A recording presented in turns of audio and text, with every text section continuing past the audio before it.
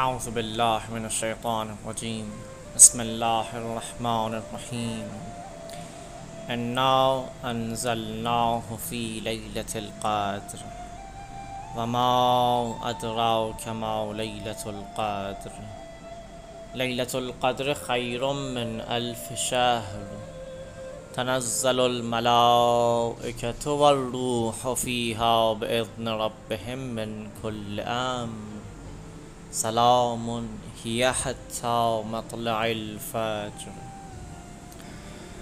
حضرت آیت اللہ العظمیٰ جوادی عامل حفظہ اللہ کی تفسیر تسلیم سورہ مبارک قدر کا سلسلہ جاری ہے۔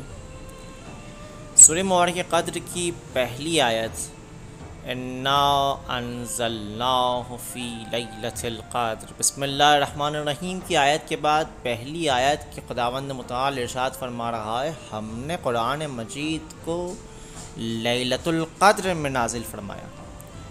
سورہ مبارک قدر میں لیلۃ القدر کی عظمت کو بیان کیا جا رہا ہے۔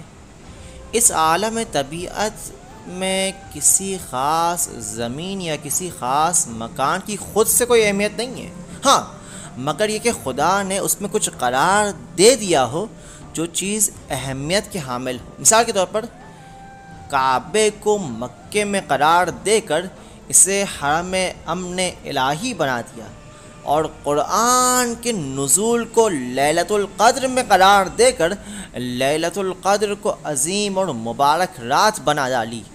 اور ایسا نہیں کہ صرف ایک بار ہی یہ رات مبارک رات آئی ہو اور پھر نہ آئے، نہیں بلکہ ہر سال یہ مبارک رات، یہ بابرکت رات آتی ہے جو 1000 مہینوں سے زیادہ بہتر رات ہے، جس کے بارے میں ارشاد خداوندی ہو رہا ہے انا انزلناہ فی لیلۃ القدر، ہم نے اسے یعنی قرآن کو لیلۃ القدر میں نازل فرمایا۔ خدا ضمیر کے ذریعے قرآن کی طرف اشارہ کر رہا ہے، ڈائریکٹلی قرآن کو ذکر نہیں کر رہا، قرآن کے ورڈ کو ذکر نہیں کر رہا۔ اور یہ بھی ایک نقطہ ہے علم بلاغت میں جو ہمیں یہ بتلا رہا ہے کہ خدا نے قرآن کی عظمت کی خاطر قرآن کی عظمت کو بیان کرنا چاہا، لہذا ڈائریکٹلی قرآن کو ذکر نہ کیا بلکہ کہا ہم نے اسے یعنی اس عظیم شے کو لیلۃ القدر میں نازل فرمایا ہے تاکہ قرآن کی عظمت، اس کا جلال، اس کا شکوہ، اس کے جمال باقی رہے۔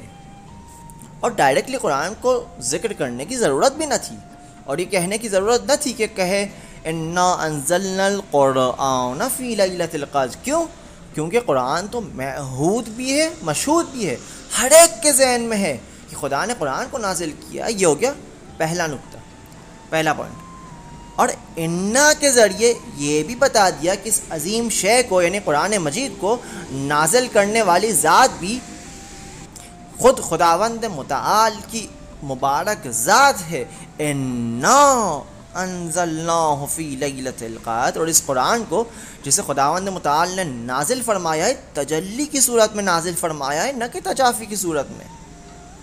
کبھی تو قرآن کی عظمت کو سورہ حجر میں یوں بیان کیا جا رہا ہے انا نحن نزلنا الذکر، ہم نے اس قرآن کو نازل فرمایا اور ہم ہی نے اس قرآن کو ہر قسم کی تحریف سے، ہر قسم کے زوال سے، ہر قسم کے بطلان سے حفاظت کی۔ اس قرآن کی ہم نے حفاظت کی۔ انا نحن نزلنا الذکر وانا لہ لحافظون، اور پھر فرمایا کہ یہ ایک ایسی کتاب ہے کہ لا یأتیہ الباطل من بین یدیہ ولا من خلفہ، یہ کتاب زمین و زمان کے ساتھ ہم آہنگ ہے، نہ زمانے کے گزرنے سے یہ کتاب پرانی ہو جاتی ہے، نہ زمین کے ہلنے سے یہ کتاب مٹ سکتی ہے، نہ زمان اس پر اثر انداز ہو سکتا ہے اور نہ ہی زمین اس پر اثر انداز ہو سکتی ہے۔ یہ کتاب ہر زمین و زمان سے بالاتر ہے، نہ آسمانی نسخ اسے ختم کر سکتی ہے اور نہ ہی زمینی نسخ۔ یہ کتاب نہ آج ختم ہوگی اور نہ ہی آئندہ آنے والے کل۔ لا یأتیہ الباطل من بین یدیہ ولا من خلفہ، یہ قرآن ہے اور ہے اور ہے اور کبھی ختم نہ ہونے والی شے ہے۔ یہ ہے قرآن کی عظمت، یہ ہے قرآن ہر زمین و زمان سے بالاتر شے۔